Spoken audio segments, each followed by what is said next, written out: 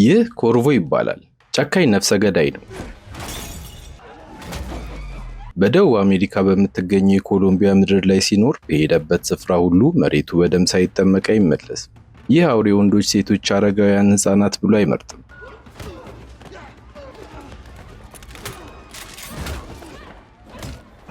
ፊት ለፊት ያገኛቸውን ሁሉ ፍጹም በሆነ እኩልነት ነበር የሚጨፈጭፈው። የሽጉጥ አጠቃቀሙ ደግሞ ይለያል።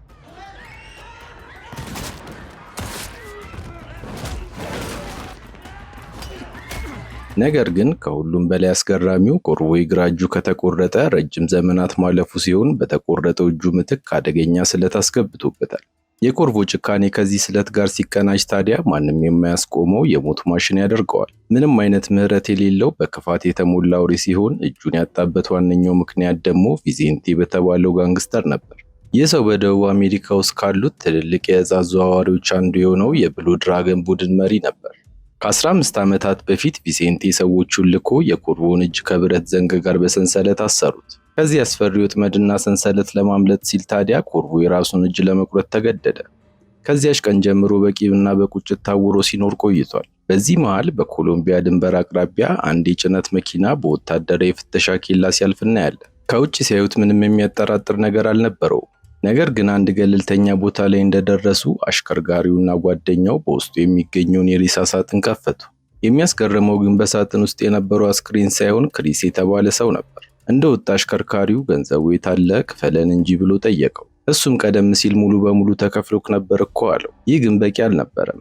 ተጨማሪ ክፍያ ያስፈልገኛል በማለት ምንም ሳያፍር ጠየቀው።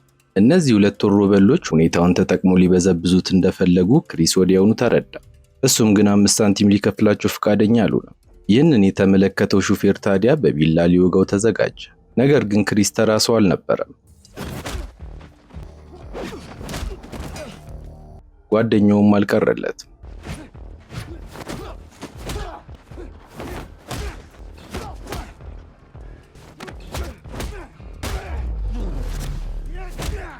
ክሪስ ፊታቸው እስኪበላሽ ድረስ እያፈራረቀ ከደበደባቸው በኋላ ሻንጣውን ከመሬት ላይ አነሳ። ከዛም የሹፌሩን ኪስ ፈትሾ ቁልፉን ከወሰደ በኋላ ተንደላቆ በመኪናቸው ወደ ከተማ ተጓዘ። ልጁ ወደምትኖርበት አካባቢ እንደደረሰ በአንድ ትልቅ ቪላ ቤት አቅራቢያ ተደበቀ። ነገሩ እንዲህ ነው።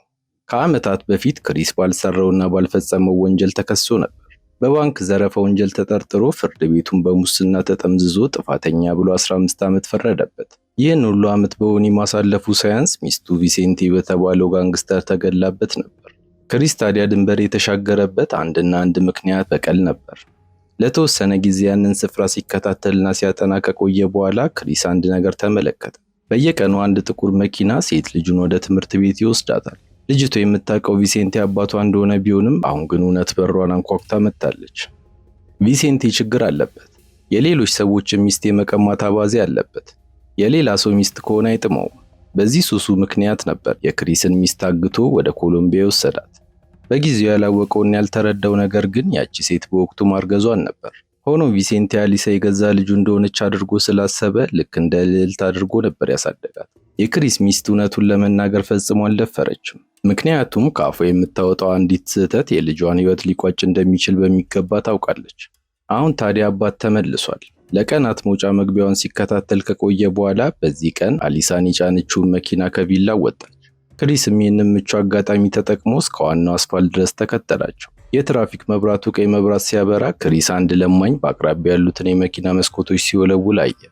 በዚያው ቅጽበት በጭንቅላት ውስጥ ድንቅ ሐሳብ ብልጭ አለለት።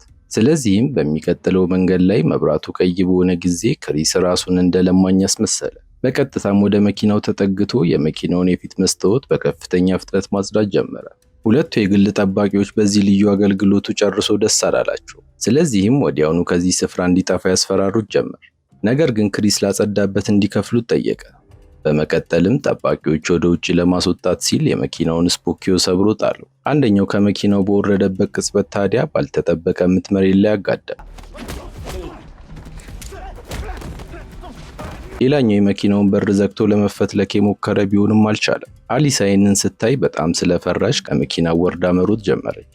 በዚህ ጊዜ ክሪስ ጋርዶቹን ከጥቅም ውጭ አድርጎ በገዛ መኪናቸው ተከተላት። በመጨረሻም ደርሶባት መንገድ ዘጋባት።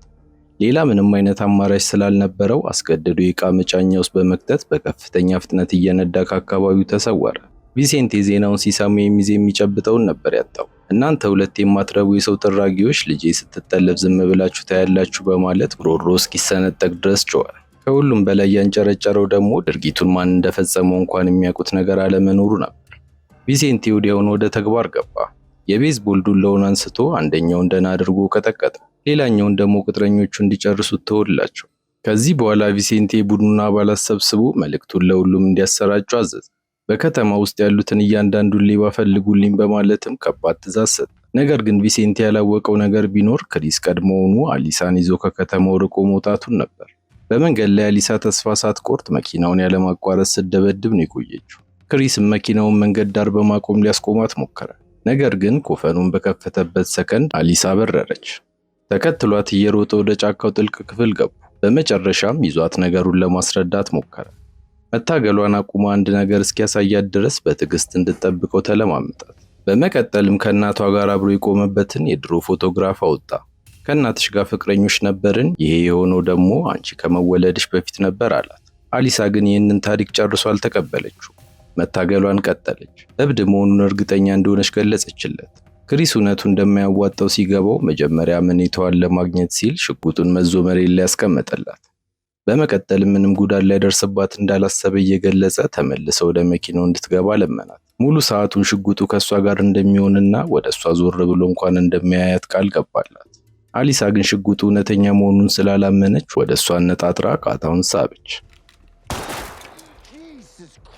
እውነትም ጥይት ነበረው። ያንን ከፍተኛ ድምፅ ከሰማች በኋላ ብቻ ነው በመጨረሻ ልቧ ቀዝቅዞ ወደ መኪናው ለመግባት የተስማማችው። ነገር ግን ልክ ወደ ውስጥ በገባችበት ቅጽበት አሊሳ እንደገና ሐሳቧን ለወጠች። ክሪስ ወዲያውኑ መኪናውን አዙሮ ወደ ቤቷ እንዲወስዳት አዘዘችው። ካልሆነ ግን እንደምትተኩስ አስጠነቀቀችው። ክሪስ በእርግጥ ይህንን ለማድረግ ምንም ፍላጎት አልነበረው። በተጨማሪም አሊሳ ቃታውን ለመሳብ የሚያስችል ድፍረትና ጭካኔ ይኖራታል ብሎ ጨርሶ አላመነ። ነገር ግን ግምቱ የተሳሳተ ሆነ። አንድም ሳታመነታ ድጋሚ ቃታውን ሳበች። እንደ ዕድል ሆኖ ግን በሽጉጡ ውስጥ ምንም አይነት ጥይት አልነበረውም። ክሪስ አበደ። ይህንን ሁሉ ያደረገበትን ምክንያት እንኳን ለመረዳት ሳትሞክር ሁለቴ ልትገለው በመሞከሩ የጮህባት ጀመር። አሊሳ በበኩሏ ጨርሶ ወደኋላ ለማለት አልፈለገች። እሷም እኩል መልሳ እየጮኸችበት ነበር። በዚያች መኪና ውስጥ በመካከላቸው ያለው ውጥረት በጣም እየከረረ ሄዶ መኪናው ነዳጅ ሊያልቅበት እንደቀረበ የሚገልጽ የማስጠንቀቂያ መልእክት ማሳየት ጀመረ። ክሪስ ቁጣውን መቆጣጠር እያቃተው መጥቷል። ውስጡ የሚንገበገበውን ቁጭት ለማውጣትም መሪውን በኃይል ደበደበው። በመጨረሻ ማደያው ጋር አቁሞት ነዳጅ ለመቅዳት ከመኪናው በወረደ ጊዜ አሊሳ በአቅራቢያ የነበሩ መካኒኮችን አስተዋለች። የክሪስ ትኩረት ሲሰረቅ ጠብቃም የመኪናውን በር ከፍታ የእርዳታ ጥሪ እያሰማች ወደ ሜካኒኮቹ ሮጠች።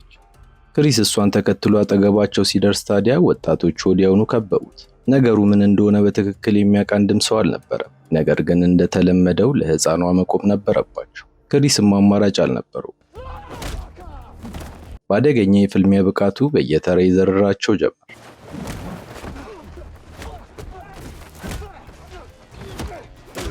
እጃቸውን እየሰበረና ፊታቸውን እያጋጨ ሁሉንም አሸነፈ። ይህ ሰው ወህኒ ቤትንና የሞት ፍርድን ተቋቁሞ የወጣ ጠንካራ ሰው እንደነበረ አለማወቃቸው ጎዳቸው።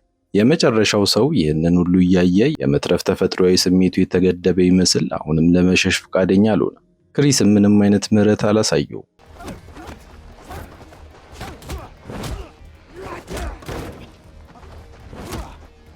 ከእነዚህ ሰዎች ጋር ሲፋለም አሊሳ ወደ አባቷ ስልክ መደወል ችላ ነበር። ቪሴንቴ የት እንዳለች ሊጠይቃት ሲል ግን ክሪስ ወዲያውኑ ስልኩን በማቋረጡ ማወቅ አልቻለም። አሊሳ እንደገና በግድ ወደ መኪናው ከከተታት በኋላ ብጥብጥ መፍጠሯን እንዳትቀጥል ለማድረግ ሲል እጆቿን ጥፍንግ አድርጎ አሰራቸው። ነገር ግን እሷን ጨርሶ ሊያረጋጋት አልቻለም። ደጋግሞ እንድታቆም ካስጠነቀቃት በኋላም እንደገና ወደ ኮፈን ውስጥ መግባት የምትፈልግ ከሆነ ጠየቃት። እሷን መከራከሯን ቀጠለች። ማንኝ ብለህ ነው የምታስበው እያለች መጮህ ስትጀምር ታዲያ የመለሰላት መልስ ጸጥ አስባለ። አባትሽ ነኝ አላት። ይህንን እውነት በሰማሽ ጊዜ አሊሳ ለ5 ሰከንዶች ያህል ደንዝዛ ቀረች። ጭንቅላቱ የሚለውን ነገር ለማስተናገድ ተቸገረ። ይህ አስደንጋጭ ዜና መልስ ስላስጨነቃት ወዲያውኑ የረሃብ ስሜት ተሰማት። ያለ ምንም ማቅማማት ምግብ እንዲሰጣት ጠየቀችው። እሱም እስካሁን ስትጠይቀው ከነበሩት ጥያቄዎች ይሄኛው ስለተሻለው ምግብ ሊገዛላት ሄደ። ነገር ግን ክሪስ ያላወቀው ነገር የስልኩን አድራሻ ተከትሎ የመጡ አዳኞች እየተከተሏቸው መሆኑን ነበር። ቪሴንቴ ልጁ አሁንም በሕይወት እንዳለች ቢያቅም በትክክል የት ቦታ እንደምትገኝ ምንም ፍንጭ አልነበረው። በከፍተኛ ጭንቀትና እረፍት ማጣት ተቃጠለ። እየተንገበገበ እያለ በነበረበት ሰዓት ከጀርባው ሌላ ሴራ እየተሸረበበት መሆኑን ግን አላወቀም። ታማኝ አገልጋይ የሚለው ምክትሉ የክህደት መንገዱን ጀምሮ ነበር። ከጀርባ ሆኖ እየተፈጠረ የነበረውን ሁሉ በሚስጥር ለኮርቮ አቀበለው። ይህንን ውለታ የሚውለው ግን በነፃ አልነበረ። ቪሴንቴን ካስወገዱት በኋላ የመሪነቱን ወንበር እሱ መያዝ ፈልጓል። ይህንን ምኞቱን ሊያሳካለት የሚችለው ብቸኛው ሰው ደግሞ ኮርቮ ብቻ ነው። ኮርቮ ይህንን አጋጣሚ በቀሉን ለመመለስ ተመችቶታል። ስለዚህም ምንም አይነት ጊዜ ሳያባክን ወዲያውኑ ወደ ተግባር ገቡ። ይህ በእንዲህ እንዳለ ክሪስ እና አሊሳ በአንድ ፈጣን ምግብ ቤት ውስጥ እየተመገቡ ነበር። በአንገቷ ላይ ያለውን የአልማዝ የአንገት ሐብል በተመለከተ ጊዜ ይሄን እናትሽን ላገባ ስለ የሰጠኋት ስጦታ ነበር አላት። አሊሳም ትኩር ብላ ከተመለከተችው በኋላ ታዲያ ላለፉት 15 ዓመታት የት ነበርክ ስትል ጠየቀችው። እሱም ለዚህ ሁሉ ተጠያቂ እንደ አባትሽ ስትቆጥሮ የነበረው የወሮ በላው የቪሴንቴ ስራ ነው ብሎ መለሰላት። ቪሴንቴ ሐሰተኛ መረጃዎችን አዘጋጅቶ ለ15 ዓመት በወህኒ ቤት ውስጥ እንዲጣል እንዳደረገው አስረዳት። በመቀጠልም ታሪኩን በዝርዝር ማብራራት ቀጠለ። ይህንን ካደረገ በኋላ ቪሴንቴ እናቷን አግቶ ወደ ኮሎምቢያ እንዳመጣትና በወቅቱ እርጉዝ መሆኗን ሳይረዳ በግድ ሚስቱ እንዳደረጋት አብራራላት። አሊስ 10 ዓመት በሞላት ጊዜ ታዲያ እናቷ እውነቱን ሁሉ ለሷ ነግራት ከአምባገነኑ እጅ ለማምለጥ አስባ ነበር። ነገር ግን ቪሴንቴ ቀድሞ ስለደረሰባት በአሰቃቂ ሁኔታ እንደገደላት ተረከላት። አሊስ ይህንን በሰማች ጊዜ ዓለሟ ሁሉ ተደፋባት። ሕይወቷ በጠቅላላ ውሸት መሆኑን ስትረዳ አንተ ውሸታም ነህ፣ አባቴ ፈጽሞ እንዲህ አይነት አውሬ አይደለም፣ በጣም ነው የሚወደኝ ስትል ጮኸች። ክሪስም በቁጭት መለሰላት። ይህንን ሁሉ የሚያደርገው ከሷ ውጭ ሌላ ምንም አይነት ቤተሰብ ስላልቀረው መሆኑን በመግለጽ እውነቱን በዓይኗ እንደሚያሳያት ቃል ገባላት። ነገር ግን ክሪስ ንግግሩን በጨረሰበት ሰከንድ አጠገባቸው ሽጉጥ ተቀባበለ። በድንገትም የታጠቁ ወንጀለኞች ስብስብ ተከሰተ። እነዚህ ሰዎች የተሰበሰቡት ቪሴንቴ ያወጣውን ከፍተኛ የገንዘብ ሽልማት ፍለጋ ነበር። እቅዳቸውም ግልጽ ነው። ክሪስን ገለው አሊሳን በቁጥጥር ስር መዋል ነው። እናም ያፈጣን ምግብ ቤት በሰከንዶች ውስጥ ወደ አደገኛ ፍልሚያ መድረክ ተለወጠ።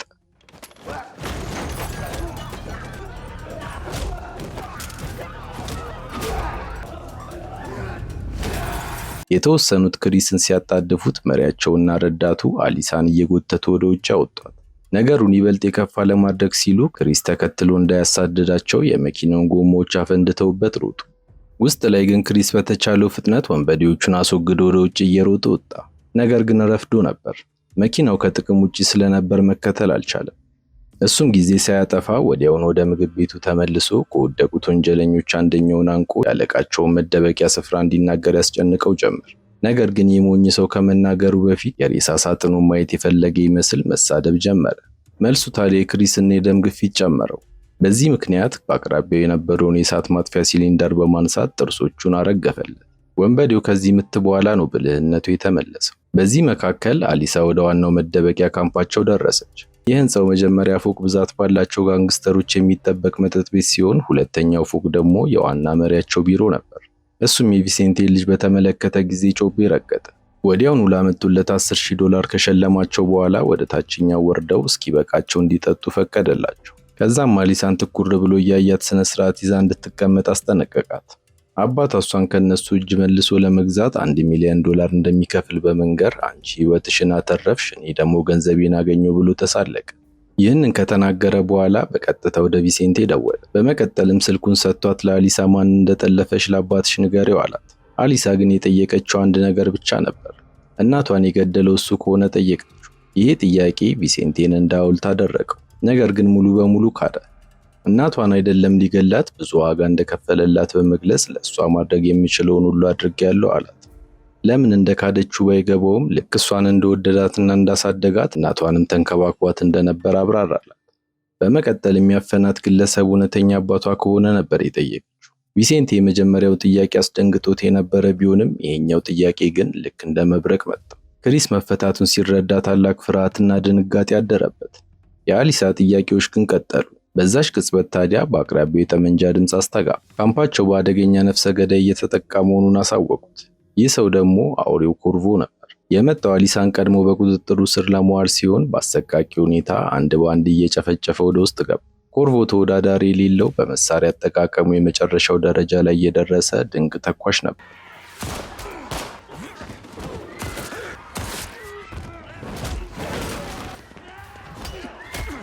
ከሱ ፊት ለፊት መቆም ማለት ራስን በገዛ እጅ ከማጥፋት ይቆጠራል። ምንም እንኳን አንድ እጁን ቢያጣም የውጊያ ብቃቱና ጉልበቱ እንደውም ጨምሮለታል።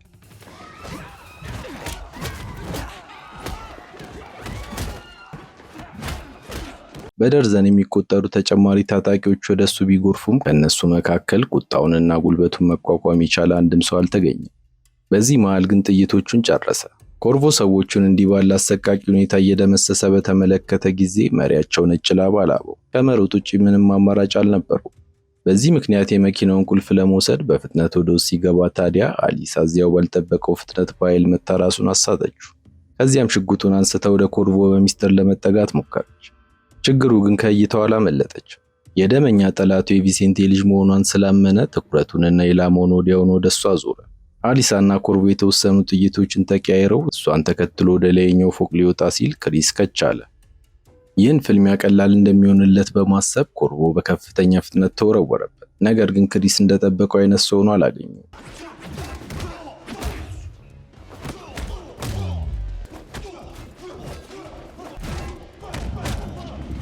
ሁለቱም ማለቂያ የሌለው ፍልሚያቸውን ቀጠሉ። ክሪስ የሚሰነዝርበት ጥቃቶች በሙሉ አልተሳኩም። ምንም ያህል ከሌሎቹ የተሻለ ቢቋቋመውም የኮርቮ ኃያልነት በየደቂቃው እየጨመረ በመምጣቱ በመጨረሻ ድል ነሳ።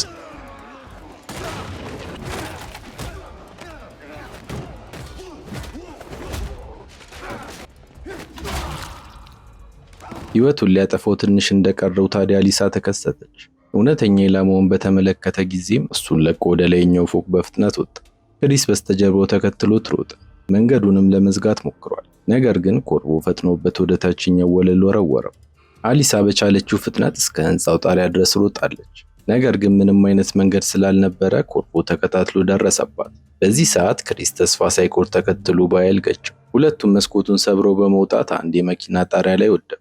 ክሪስ አሊሳ እንድታመልጥ ጊዜ ለመግዛት ሲል ብቻ ወደ ፍልሚያው ተመለሰ። ወዲያው ግን በድንገት የጥይት ናዳ ሲወርድባቸው በቻሉት ፍጥነት በተለያየ ማዕዘን ተሸሸጉ። የወንበዴዎቹ መሪ ቅጥረኞቹን በማጣቱና ከባድ ኪሳራ ውስጥ በመግባቱ አሁን ምንም የሚኖርለት ነገር የለም። ክሪስ ያንን በላዩ ላይ የሚወርደውን የጥይት ናዳ ለመሸሽ በመስኮት በኩል ወደ ውጭ ዘለለ። መሪው እስኪበቃው ከተኮሰ በኋላ ግን ጥይቱ እንዳለ በማለቁ የኮርቮ ራት ሆኖ ቀረ። መሪውን አስወግዶ ወደ ውጭ በወጣበት ቅጽበት ታዲያ ክሪስ እንደገና ጥቃት ሰነዘረበት። በሚያሳዝን ሁኔታ ግን ክሪስ አሁንም የበላይነቱን ሊያገኝ አልቻለም። በዚህ ተስፋ አስቆራጭ ሰዓት የደረሰችለት አሊሳ ነበረች። ከየት መጣች ሳይባል መኪናውን እየነዳች ኮርቮን አሽቀንጥራ በመጣል የክሪስን ሕይወት አተረፈች። አንድ ሰው እንዲህ በመኪና ከተገጨ በኋላ መሞቱ አይቀሬ ነው። ሆኖም ይሄ በረሮ ነፍሰ ገዳይ ግን በደቂቃዎች ውስጥ ራሱን አወቀ። ግጭቱ ጭንቅላቱ ላይ ትንሽ ጭረት ብቻ ነው የፈጠረው። ደሙ ከጠራረገ በኋላም ፍጹም በሆነ እርጋታ መርፌና ክር አወጣ።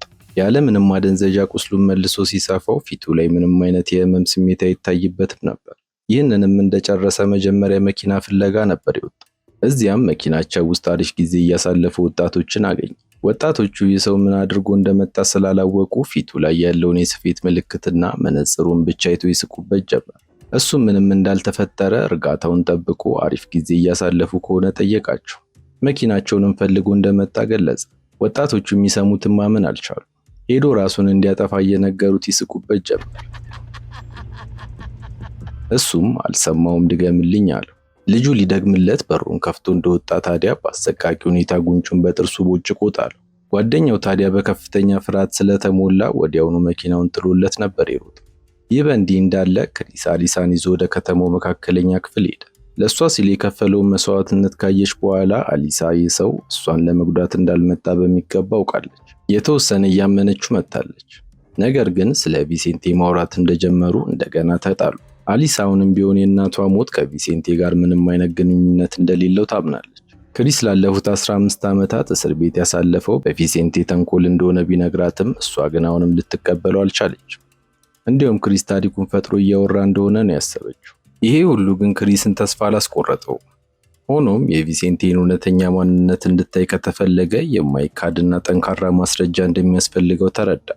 ስለዚህም በመንገድ ላይ እየሄዱ ስለ ቀደመው ታሪካቸውና ሚስጥር ይነግራት ጀመር። በዚያን ጊዜ እናቷ ቪሴንቴ እና እሱ በጣም የማይነጣጠሉ ጓደኞች ነበሩ። ምንም አይነት ወንጀል ከሰሩ በአንድነት ነው የሚፈጽሙ። ባንኮችን ዘርፈዋል፣ ጥንታዊ ቅርሶችን ሰርቀዋል። ሶስቱ አንድ ላይ ሆነው አንድም ቀን እንኳን ሳይሳካላቸው ቀርቶ አያውቅም። ነገር ግን አንድ ቀን የአሊሳ እናት እንዳረገዘች ባወቀ ጊዜ ደነገጠ። ምክንያቱም በዚያ ዘመን ገንዘብ በጣም ያባክኑ ስለነበር ምንም የቆጠበው ነገር አልነበረው። ስለዚህም እሷን በጥሩና በተደላደለ ህይወት ውስጥ እንድትወልድ ለማድረግ ሲል ቪሴንቴን የመጨረሻ ትልቅ ስራ አብሮት እንዲሰራ አሳመነው። የክሪስም ሐሳብ የነበረው የመጨረሻውን ዘርፎ ከዚህ ወንጀል ዓለም ሙሉ በሙሉ መውጣት ነበር።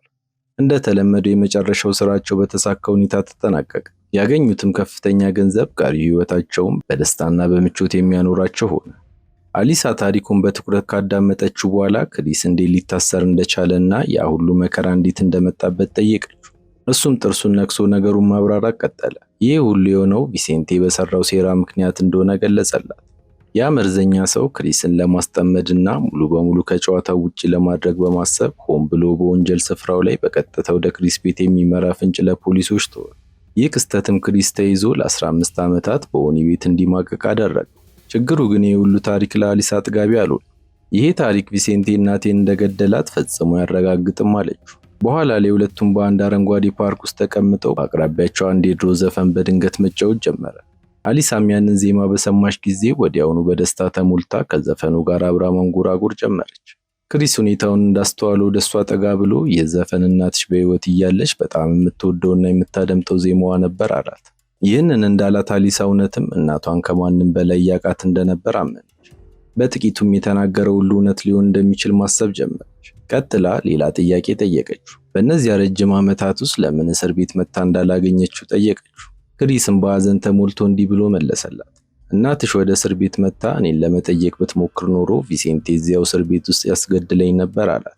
እሷም ይህንን ጠንቅቃ ስለምታውቅ በአካል ከመምጣት ይልቅ አንድ ሚስጥራዊ ደብዳቤ ብቻ ጽፋልኛለች አላት። በዚያም ደብዳቤ ላይ ህይወት ሙሉ በሙሉ እንደመረራትና ከእንግዲህ መቋቋም እንደማትችል ገልጻ ነበር። ቪሴንቴ እያንዳንዱን እንቅስቃሴዋን እየተቆጣጠረ ትንፋሽ እንዳሳጣት ነበር የጻፈችው።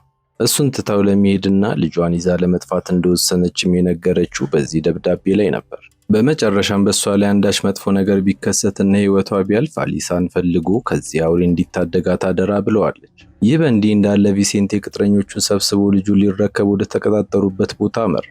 ነገር ግን ቦታው ላይ ያገኙት አስክሬን ብቻ ነበር። ቪሴንቴ በእርጋታ ወደ አለቃው ዋና ቢሮ ከገባ በኋላ በደህንነት ካሜራዎች የተቀረጹትን ቪዲዮዎች በጥንቃቄ ፈተሸ። በምስሉ ላይ ኮርቮን ሲመለከት ግን በጣም ደነገጠ። ከዓመታት በፊት ያደረሰውን በደል በሚገባ ያስታውስ ስለነበር አሁን ልጁን ከዚህ እሳት ውስጥ እንዴት እንደሚያወጣት ግራ ገባው። በዚህ ሰዓት ኮርቮ በተረጋጋ ስሜት በሰረቀው መኪና ደኑን ቀጠለ። ክሪስም መንገድ ላይ በእግሩ የሚጓዝ ከሆነ አሊሳን መጠበቅ እንደማይችል ስለተረዳ ከመንገድ ዳር አንድ መኪና ሰረቀ። እቅዱ አሊሳን በአሜሪካ ወደምትኖረው እህቱ ቤት ለመውሰድና እዚያ በሚስጥር እንድትደበቅ ማድረግ ነበር። በእርግጥ እዚያ የሚኖራቸው ህይወት እጅግ አስቸጋሪ ሊሆን እንደሚችል ቢያስብም ነገር ግን ቢያንስ በህይወት ትቆያለች ብሎ ነው ያመነው። አሊሳ ግን ይህንን እቅድ ሙሉ በሙሉ አልቀበልም አለች። ትምህርት ቤቷና የቅርብ ጓደኞቿ ሁሉ እዚሁ እንዳሉና የወደፊት ህልሟም ከዚህ ምድር ጋር የተሳሰረ መሆኑን ገለጸች።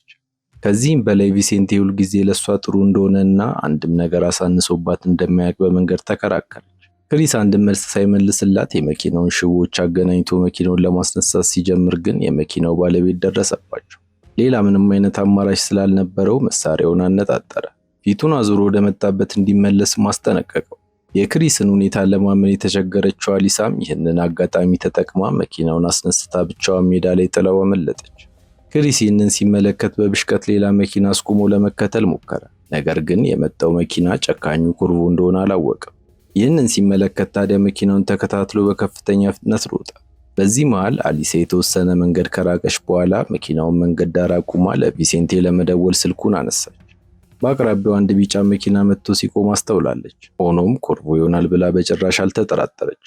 ከቆይታ በኋላ ፊቱን ትኩር ብላ ስትመለከት ግን ነፍሷ ከአካሏ ተነጠለች። ባላት ጉልበት ሮጠች። ኮርቮን በቅርብ ርቀት እየተከተላት አሊሳ ወደ አንድ ጠባብ መንገድ በመታጠፍ የነዋሪዎቹን በር ያለማቋረጥ በኃይል አንኳኳች። ሆኖም በዚህ አስፈሪ ምሽት ማንም ሊረዳት ፈቃደኛ አልሆነም። ስለዚህ በጭንቅላቷ ውስጥ ሊመጣላት የቻለውና ከሁሉ የተሻለው መፍትሄ በአቅራቢያው በቆመ መኪና ስር መደበቅ ብቻ ነበር። ምቹ አጋጣሚ እስኪፈጠርን በመጠበቅ ከተደበቀችበት ወጥታ ጥቃት ሰነዘረች። እንደሚጠበቀው ምንም ማምጣት አልቻለችም። በአስፈሪ ዓይኖቹ ትኩር ብሎ እያያት ከኪሱ ፖም አውጥቶ ሲሰጣት ግራ ገባት። ይህ ሰው በጣም እንግዳ የሆነ አባዜ አለበት። እሱም እያንዳንዱ ኢላማውን ከመግደሉ በፊት ሁልጊዜ ቀይ ፖም እያወጣ ይሰጣቸው ነበር። አሊሳ ነገሩ ሁሉ ባይጥማትም በውስጡ ያለውን ፍርሃት አሸንፋ ፖሙን ተቀበለችው፣ በኃይልም ነከሰችው። ኮርቮ ልክ ቲያትር ቤት ውስጥ እንዳለው ሁሉ ስታኝክ ፍዝዝ ብሎ እያያት ነበር። ነገር ግን ወዲያውኑ ያኘከችውን ፖም ፊቱ ላይ ተፍታበት ሮጠች። ልክ በዚያ ቅጽበት ክሪስ ደረሰላት። ችግሩ ግን ኮርቮ ከበስተጀርባዋ ልክ እንደ ጥላ እየተከተላት በመሆኑ በክሪስ ላይ በተከታታይ ተኮሰበት። የጥይት ናዳው በአካባቢያቸው ያለውን ነገር ሁሉ በሳሳ። ክሪስ ልጁን ለማዳን አጸፋዊ ጥቃት እየሰነዘረ ሊያርቀው ቢሞክርም የበላይነቱን የያዘው ግን ፍርሃት አልባው ኮርቮ ነበር። ዞር ከማለቱ አሊሳ በቁጥጥር ስር አውሏት አገኘ። ጥይትህን በቀጥታ ወደ ጭንቅላቴ ለመስደድ የሚያስችል ብቃት ቢኖርህ እንኳን እኔ ከዛ በፊት ቃታውን ስቤ ጨርሳታለሁ፣ መሳሪያን ጣል ብሎ መቁጠር ጀመረ።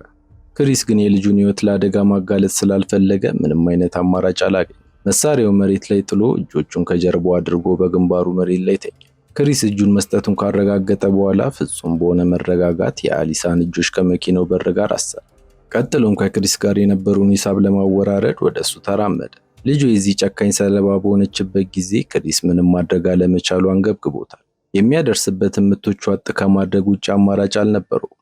ወደ እሱ ትኩር ብሎ ለመሆኑ አንተ ማነህ ሲልም ጠየቀው። ኮርቮ በንቀት እየተመለከተው አንተስ ተንበርክከህ የኔን ማንነት የምትጠይቅ ማን ስለሆንክ ነው እያለ መደብደቡን ቀጠለ። አሊሳ ክሪስ እንዲህ ባለ አሰቃቂ ሁኔታ ሲሰቃይ ስትመለከት ልቧ ሙሉ በሙሉ ተሰበረ። ከመጮህና ከማልቀስ ውጭ ግን ሌላ ምንም ማድረግ አልቻለችም። ክሪስ ለአንዴና ለመጨረሻ ጊዜ ሊያጠፋው በተቃረበበት ሰከንድ ታዲያ አሊሳ በከፍተኛ ድምፅ አባቴ ነው ብላ ጮኸች። ይህ ያልተጠበቀ ምላሽ ኮርቮ ሙሉ በሙሉ ከመስመሩ ውጭ አደረገው። ክሪስም ቢሆን አሁን ገና ከልጁ አንደበት የሰማውን ለማመን ተቸገረ። በዚህ ምክንያት ኮርቮ የመግደል ሐሳቡን ቀየረ። ይህ ሰው ቪሴንቴን ለማጥመድ እንደሚጠቅመው ስለተረዳ ራሱን እንዲስት አደረገ። ክሪስ በመጨረሻ ወደ ራሱ ሲመለስ በአንድ ቤተክርስቲያን ፊት ለፊት ካለው የዋርካ ዛፍ ላይ በገመድ ተንጠልጥሎ ነበር ያገኘው። አንድ መኪና በከፍተኛ ፍጥነት እየበረረ መጣ። የመጣው ቪሴንቴ ነበር። ኮርቮ አንድ ስጦታ እንዳዘጋጀለት በመንገር ወደዚህ የመራው በምክንያት ነው። ቪሴንቴ ታዲያ ጠላቱ በዚህ መልኩ ተንጠልጥሎ ሲያገኘው መሳሪያውን መዘዘ። የዛኔ እዚያው በነበርክበት ቦታ ብገል ይሻለኝ ነበር አለው። ክሪስ ግን አስፈልግሃለሁ፣ ኮርቮን ለመዋጋትና አሊሳን ለማዳን የሚያስችል ብቃት ያለኝ እኔ ብቻ ነኝ ብሎ ተከራከረ። እነዚህ ሁለት ሰዎች በአንድ ዘመን የወንድማማቾች ያህል ቅርበት የነበራቸው ቢሆንም አሁን ግን ደመኛ ጠላቶች ሆነዋል። ቪሴንቴ የሚቆመበትን ጎማ በኃይል በእግሩ አስለቀቀው። በእርሱ አመለካከት የክሪስ በሕይወት መኖር በእሱና በአሊሳ መካከል ያለውን ትስስር ሙሉ በሙሉ የሚያበላሽና የሚያጠፋ መስሎ ታይቶታል። ነገር ግን በጥልቀት ካሰበበት በኋላ ክሪስ አሁንም ቢሆን ልጁን ለማግኘት ጠቃሚ ሊሆን እንደሚችል ተረዳ። ለአሊሳ ደህንነት ሲልም ክሪስ በዘመቻው ላይ አብሮ እንዲሳተፍ ፈቀደለት። በመቀጠልም ቪሴንቴ ላለፉት 15 ዓመታት ተሸሽጎ የነበረውን እውነተኛ ሚስጥር በግልጽ አወጣ። ከ15 ዓመታት በፊት የአሊሳ እናት ቪሴንቴ አባቷ እንዳልሆነ ለአሊሳ እንዳትነግራት ፈርቶ ነበር። ለዚህም ኮርቮን ቀጥሮ አግቶ ወደ ሩቅ ስፍራ እንዲወስዳት ከፍተኛ ገንዘብ ከፈለው። ነገር ግን ኮርቮ በገዛ ፍቃዱ ሕይወቷን በአሰቃቂ ሁኔታ ጠፋ። ቪሴንቴ ይህንን እንዳወቀ ታዲያ ሰዎችን ልኮ በማደንዘዣ ራሱን አስቶ ያዘ። ነገር ግን ኮርቮ ከእንቅልፉ በነቃ ጊዜ ማንም ያልጠበቀውን ድርጊት ፈጸመ። የገዛ እጁን ያለ ርኅራኄ ቆርጦ ነፃ በመውጣት 20 ቅጥረኞቹን እንደ ቀልድ አስወግዶ አመለጠ። ከዚያን ጊዜ ጀምሮ ቪሴንቴን ለማጥፋት ሲያሴር ነው የሰነበተው። ክሪስ በመጨረሻ ሁሉንም ታሪክና የተወሳሰበው ሚስጥር በጥልቀት ተረዳ። አሁንም ቢሆን ግን በውስጡ ያልተመለሰለት ትልቅ ጥያቄ ነበር። ታዲያ ያጨካኝ ነፍሰ ገዳይ አሊሳ እኔ ጋር እንደነበረች እንዴት ሊያውቅ ቻለ ብሎ ጠየቀው። እሱም ለዚህ ጥያቄ ምላሽ ለመስጠት አፉን ከመክፈቱ በፊት ግን በእጁ የነበረው ስልክ አቃጨለ። ደዋዩ ኮርቮ ነበር። ፍጹም በሆነ ንቀትም ተሞልቶ በዚያን ዘመን በሰንሰለት አስሮት የነበረበት ቦታ በፍጥነት እንዲመጣ አዘዘ። በተጨማሪም ይህንን ሁሉ ሚስጥር ሲያቀብለው የነበረው ምክትሉን እንዲያመሰግንለት ጠየቀው። ልጅቷን በቀላሉ ለመያዝ የረዳው መረጃ ሁሉ አሳልፎ የሰጠው የራሱ ቅጥረኛ መሆኑን ሲነግረው ቪሴንቴ የሚይዝ የሚጨብጠውን አጣ። በከፍተኛ ቁጣ ተሞልቶ ያለምንም ማቅማማት በተቀመጠበት ደፋው። ቪሴንቴ ለካሃዲዎች ጨርሶ ምህረት የለውም። የካሃዲውን አስክሬን ሜዳ ላይ ከጣለው በኋላ በቀጥታ ወደ ማዕድን ማውጫ ፋብሪካ አመሩ። ወደ ፋብሪካው ግቢ ከመግባታቸው በፊት ግን የጦር ስልታቸውን ተወያዩ። ቪሴንቴ እንዳለው ከሆነ ኮርቮ እንደገደልኩ ስለሚያውቅ አንተ በህንፃው ዙሪያ በጥንቃቄ ግባ የሚል ነው። ይህንን ካለ በኋላ እስከ ጥርሱ በመታጠቅ ሁለቱ ጠባቂዎቹ ቀድመው ወደ ውስጥ እንዲገቡ አዘዘ። ነገር ግን በሚያሳዝን ሁኔታ ሁለቱም የማይጠቅሙና ደካሞች ነበሩ። ቪሴንቴ ያንን ሁሉ የጩኸት ድምፅ ተከትሎ ወደ ውስጥ ተራመደ። ወደ ስፍራው በደረሰ ጊዜም ያገኘው አንደኛው ሕይወቱ አልፎ ሌላኛው ደግሞ እንደ በግ ተንጠልጥሎ ነበር። እሱም የተንጠለጠለውን አስክሬን ወደ ታች በወረደበት ቅጽበት በኮርቮ ቁጥጥር ስር ዋለ። በሽጉጥ እያስገደደ ማንም ወደ ሌለበት ቦታ ይዞት ሄደ። እዚያም አሊሳን አገኛት። በደስታ ተቃቅፈው ከተላቀሱ በኋላ ግን በአሊሳ እጅ ላይ በጥብቅ ተበይዶ የታሰረውን የብረት ሰንሰለት ተመለከተ። አጠገቧ ደግሞ ስለታም መጋዝ ተንጠልጥሎ ነበር። ኮርቮ ላጣው እጁ በቀሉን ለመመለስ ያዘጋጀላቸው ፈተና ሲሆን ልጁን ከዚህ ፈተና ለመውጣት አንደኛው መፍትሄ እጇን በመጋዙ መቁረጥ ይኖርበታል። ሁለተኛው ምርጫው ደግሞ ልጁ በሰንሰለቱ ተጎድታ በዚህ ማሽን ስትፈጭ ባይኑ መመልከት ነበር። ይህንን ከተናገረ በኋላ ኮርቮ ቁልፉን ተጫነ። ቀበቶውም ተነስቶ ወደ ማሽኑ ይስባት ጀመር። ለውሳኔ የተሰጣቸው ጊዜ 15 ደቂቃ ብቻ ነበር። አሊሳም በዚህ አጭር ጊዜ ውስጥ እጇ ካልተቆረጠ ሟች ነች። ይህ ሁሉ ሲፈጠር ታዲያ ክሪስ በፋብሪካው ጀርባ በሚስጥር መግባት ጀምሮ ነበር። ወደ ውስጥ በገባ ጊዜ ያገኘው አስክሬን ብቻ ነበር። እሱም ልጁን መፈለግ ጀመረ። ኮርቮ ግን ቀድሞ ስላየው የማያቋርጥ ተኩስ ከፈተበት። ክሪስ አሁንም በሕይወት መኖሩን ሲረዳ በከፍተኛ ቁጣ ተሞልቷል። ሊገለውን በቻለው ሁሉ ሞከረ። በተመሳሳይ ሰዓት በጭንቀት የተሞላው ቪሴንቴ ማሽኑን ለማስቆም የሚያስችል ዘዴ መፈለግ ጀመረ። ችግሩ ግን የአውሬ ቀድሞውኑ በደንብ አድርጎ ቀምሮላቸው ነበር። የማሽኑን መቆጣጠሪያ ሙሉ በሙሉ ከጥቅም ውጭ አድርጎት ስለነበር ማሽኑ መቆም አይችልም። ብረታ ብረቶች ወደ ማሽኑ ውስጥ ቢወረውርም ምንም አይነት ለውጥ አላመጣም። በዚህ ሁኔታ ውጥረቱ ቀጠለ። ኮርቮ እና ክሪስም ፍልሚያቸውን ተያይዘውታል።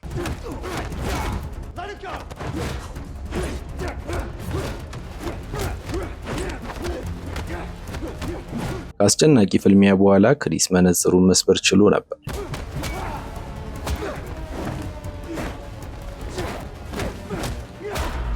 ኮርቮ ግን በንቀት እየሳቀ ሊያበሳጨው ሞከረ። መጀመሪያውን የቀጠሉት ሚስቱን ለመግደል እንደሆነና ወደ መቃብር ከመላኩ በፊት ከሷ ጋር አሪፍ ጊዜ እንዳሳለፈ በመንገር ተሳለቀ።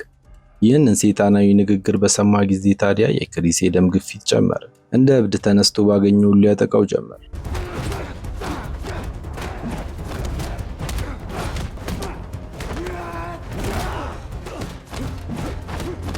በፍልሚያው ሁለቱም እኩል ደረጃ ላይ ያሉ ይመስላል። የእብደት ደረጃቸውም አሁን ተመጣጣኝ ሆኗል።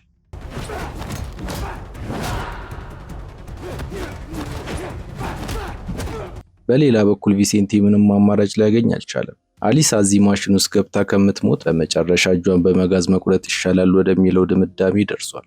እሷ በህመምና በፍርሃት ስትጮህ መመልከቱ ደግሞ ልቡን በስለት የተወጋ ያህል ነበር የተሰማው። ሆኖም በተደጋጋሚ ለመቁረጥ ቢሞክርም ሕሊናው ጨርሶ አልፈቀደለትም። በዚህ መሃል በክሪስ እና በኮርቮ መካከል የሚደረገው ፍልሚያ ከደቂቃ ወደ ደቂቃ ይበልጥ አሰቃቂ እየሆነ መጣ። ክሪስ ፈጣንና ቀልጣፋ ቢሆንም አሁንም ቢሆን የኮርቮን የብረት እጅ መቋቋም አልቻለም። እሱም ቢሆን ስለ ሚስቱ ማውራቱን ቀጥሏል። መጥፎ አልነበረችም፣ ብቸኛው ችግሯ ትንሽ ወፍራም መሆኗ ነበር። ስለዚህ ወዲያውኑ ነበር የሰለቸችኝ አለው። ይህ ንግግር ክሪስን እንደ እሳት አቃጠለው። በከፍተኛ ቁጣም ተሞልቶ እፍኛ ሸዋ ፊቱ ላይ ወረወረበት። ከዚያም እስኪበቃው አከታትሎ ቀጠቀጠው።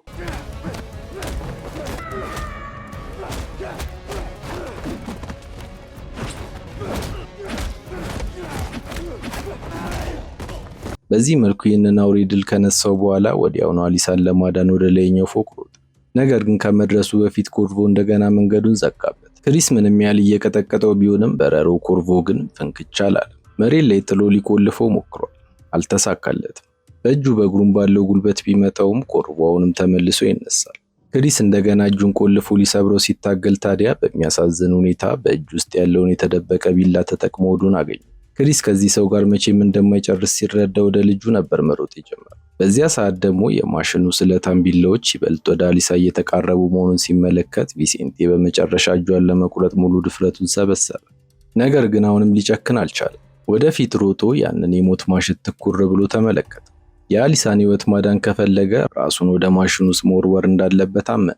ምንም እንኳን እውነተኛ የስጋ ልጁ ባትሆንም ከልቡ ይወዳት ስለነበር ራሱን መስዋዕት ለማድረግ ወሰነ። ሆኖም ደፍሮ ወደፊት መሄድ አልቻለም። ወደ ኋላም ማፈግፈግ አልፈቀደም። በዚህ ሰዓት የልጁን ጩኸት የሰማው ክሪስ ቦታው ላይ የደረሰ ቢሆንም ኮርቮ ግን ሊፋታው አልቻለም። በሆዱ ላይ ለሞት ሊያደርስ በሚችል ሁኔታ ወቅቶት ቪሴንቴን አነቀው። አንድ አማራጭም አቀረበለት። ቀበቶውን እንዴት ማቆም እንደሚችል እንዲነግረው ከፈለገ የሚጠይቀውን ጥያቄ እውነቱን በአሊሳ ፊት እንዲመልስ አዘዘው። ጥያቄውም ይህ ነበር፣ እናቷን እንዳፍናት ስትከፍለኝ እኔን ምን ብለህ እንደቀጠርከኝ ንገራት አለው። ቪሴንቴ ይህንን ሲሰማ በሐዘን ተሞልቶ አሊሳ ይቅርታ አድርጊልኝ አላት። እናቷን የራቀ ቦታ ወስዶ እንዲገላት እንደቀጠረው በማመን እውነቱን ተናዘዘ። ይህንን የሰማችው አሊሳ ታዲያ ልቧ ሙሉ በሙሉ ተሰበረ። ማሽኑን እንዲያቆመውን በለቅሶ ለመነችው። ኮርቮ ግን ምንም ስሜት ሳያሳይ የማቆሚያው ቁልፍ መጀመሪያው ፎቅ ላይ እንደሚገኝ ተናገረ። ነገር ግን ከዚያ እስኪያመጡልሽ ድረስ ጊዜ ያለሽ አይመስለኝም አላት። አሊሳ አሁን በሞት አፋፍ ላይ ቆማ ግራ በተጋባችበት ሰዓት ግን ክሪስ በከፍተኛ ድምፅ ከአልማዝ የተሰራውን ሐብልሽን ተጠቀሚ ሲል ጮኸ። እሷም ወዲያውኑ የአንገት ሐብሏን ወደ ማሽኑ ውስጥ ወረወረችው። መላው የማሽኑ ስርዓት በሰከንዶች ተናግቶ ቆመ። ይህንን የተመለከተው ኮርቮ ታዲያ ሙሉ በሙሉ አእምሮን አጣ። አሊሳን አንቆ በግድ ማሽኑ ውስጥ ሊከታት እየሞከረ ሳለ ክሪስ ህመሙን ወደ ጎን በመተው ኮርቮ ላይ ተወረወረ። ሁለቱም በከፍተኛ ሁኔታ እየታገሉ ወደ ህንፃው ጫፍ ተቃረቡ። ክሪስን ወደ ታች ለመወርወር እየሞከረ በነበረበት ሰዓት ቪሴንቴ ከጀርባው እየቀረበ መሆኑን አላስተዋለም። እሱም ጊዜ ሳያጠፋ የኮርቮን ጉሮሮ ቀደደው። ነገር ግን ኮርቮ ወደ ታች ሲወድቅ ቪሴንቴንም ጎትቶት አብሮት ነበር የወረደው። አሊሳ የምትገባበት አጣች። አባት ብላ የጠራችው ሰው ሞቷል። ክሪስም በከፍተኛ ሁኔታ በመቁሰሉ የሞት አፋፍ ላይ ይገኛል። እሱም ይህን ያህል ተጎድቶ እንኳን ስለ እሷ ደህንነት ሲጨነቅ ስታይ ደግሞ አንገበገባት። አባ ብላ እየጠራችው ይቅርታ እንዲያደርግላትና አሁን የምርም አባቷ መሆኑን እንዳመነች አልቅሳ ነገረችው። እሱም የመጨረሻውን የቀረችውን ኃይል ተጠቅሞ እወድሻለሁ አላት። በሚቀጥለው ትዕይንት አሊሳ አበባ ይዛ መቃብር አጠገብ ቆማ ትታያለች። ፊቷ ላይ የሚታየው ሐዘን በአባቷ እልፈት ቢመስልም ክሪስ ከጀርባዋ ብቅ ሲል ግን አበባው ለሷ ለመሆኑን እንረዳለን። ያሳደጋት አባቷ ቢያልፍም እንደ ዕድል ሆኖ ግን እውነተኛው አባቷ አብሯት ነው። ከዛሽ ቀን ጀምሮ ታዲያ ወደ አሜሪካ ተጉዘው ሰላማዊ ሕይወታቸውን ቀጠሉ። እስከ መጨረሻው ስለተከታተላችሁኝ አመሰግናለሁ። ምንም አይነት ሐሳብና አስተያየት ካሉት ኮሜንት ላይ ለማስቀመጥ ወደ ኋላ ይበሉ። ቪዲዮውን ላይክ እና ሰብስክራይብ በማድረግ ያበረታቱን። አመሰግናለሁ።